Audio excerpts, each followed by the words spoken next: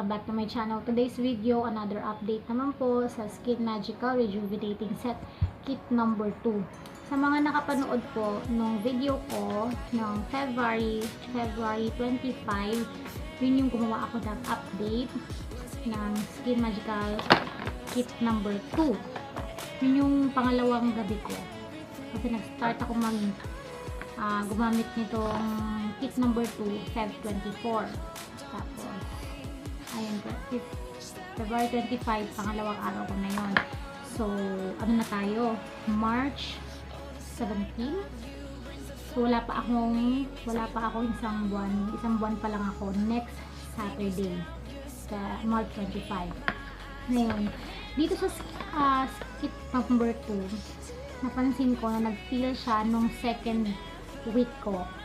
Pero, ano lang yun, maliliit lang siya na feeling. Tapos, after that, nawala na. Tapos na, hindi na siya nag-feel. Nagustuhan ko. Tip number 2, hindi siya mahapdi. Kahit pa nagbalat ako, hindi siya mahapdi. Siguro dahil, mild na siya. Or, kasi yung pagbabalat naman sa akin, hindi na ganun konti na lang. May nagtanong sa akin kung paano ko ba daw yung sa umaga, ano ba daw yung inuuna ko, sunblock cream ba o age eraser collagen cream. Sa umaga, hilamos ng kojic soap, ng rejuvenating soap. Tapos punasan lang yung mukha ng dampi lang, hindi irarab kasi syempre maano yung mukha, diba? Then saka mag-a-apply ng toner. Tapos patuyuin na ng konti. Pagkatapos ng toner, ilalagay na yung age eraser collagen cream bago ang sunblock. Pag day or umaga mo siya ginawa, ha. Pag sa gabi naman, hilamos ng rejuvenating soap. Tapos punasan, dampi, ganyan, pagpunas. Then apply ng toner. Pagkatapos ng toner, isusunod na yung rejuvenating cream. Wait ka na ilang na matuyo na siya yung nilagay ng rejuvenating cream, saka mo lalagyan ng age eraser collagen cream. Nandito yung kit number 2 na set. Napakita ko na sa inyo to, diba? Dito yung bottle niya. Tapos yung toner ko dito na lang.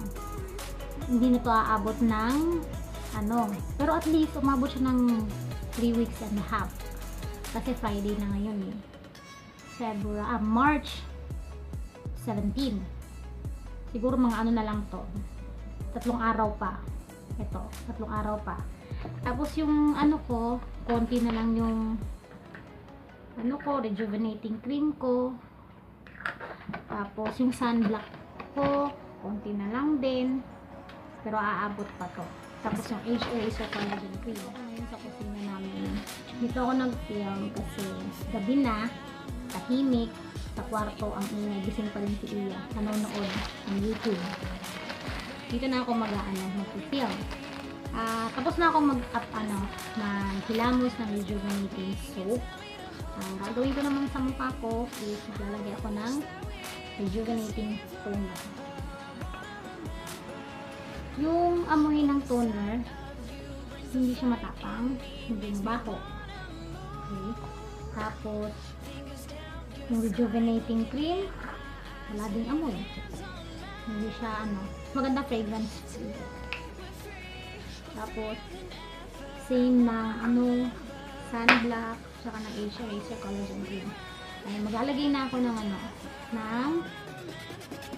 toner sa mukha. Dito ako maglalagay.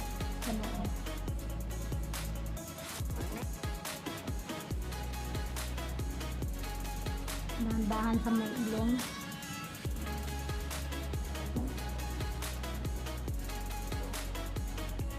Tapos touching.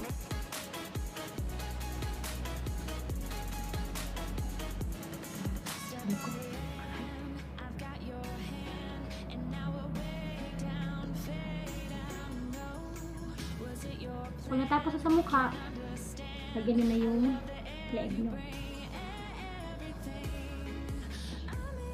Hindi na ako kumukuha ulit ng toner para pangpahit sa leg ko, hindi na. Kung ano lang yung nandito natira, yun na yun.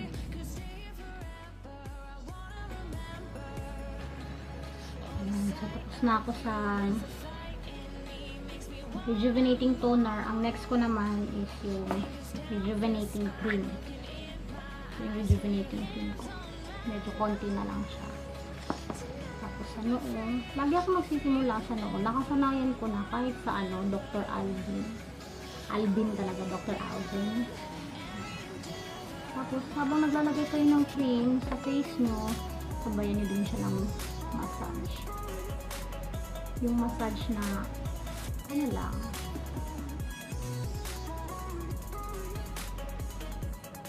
lang ilong.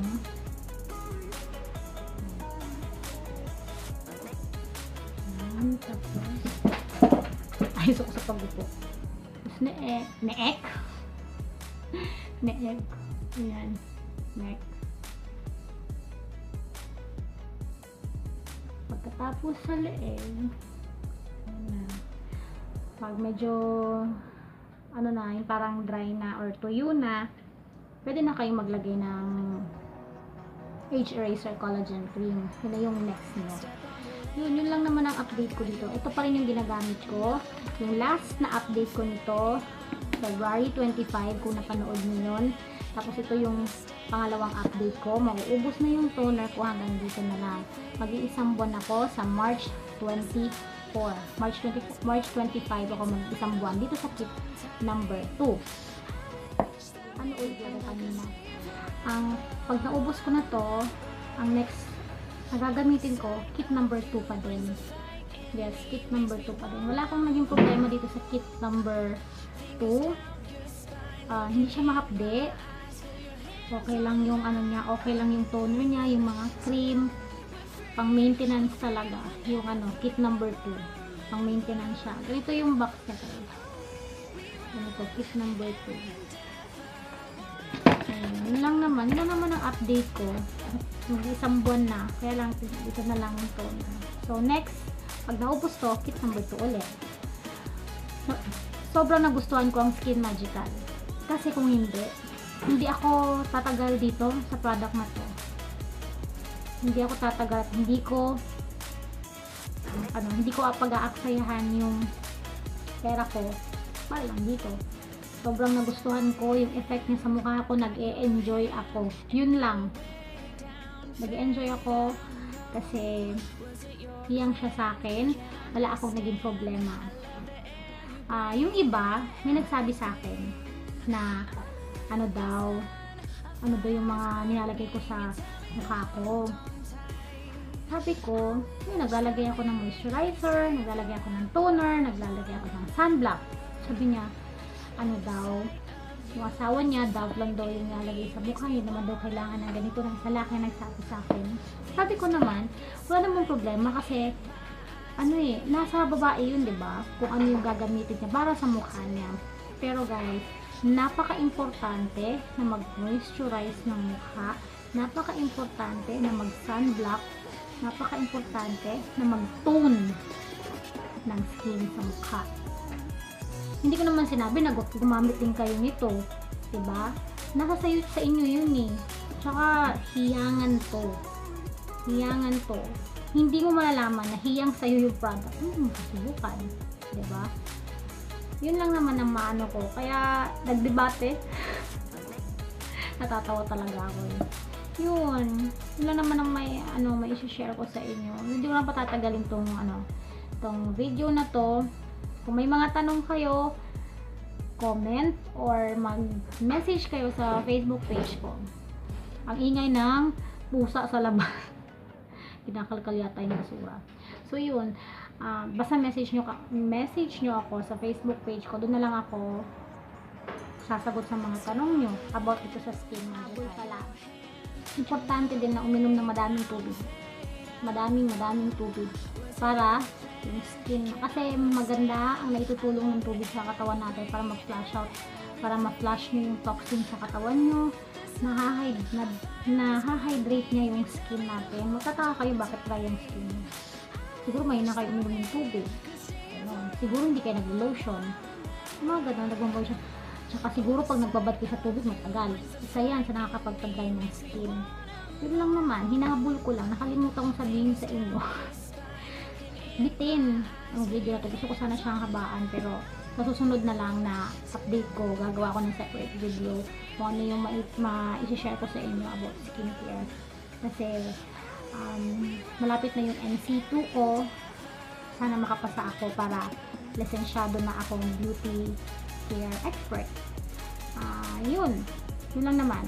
So see you next see you on my next video.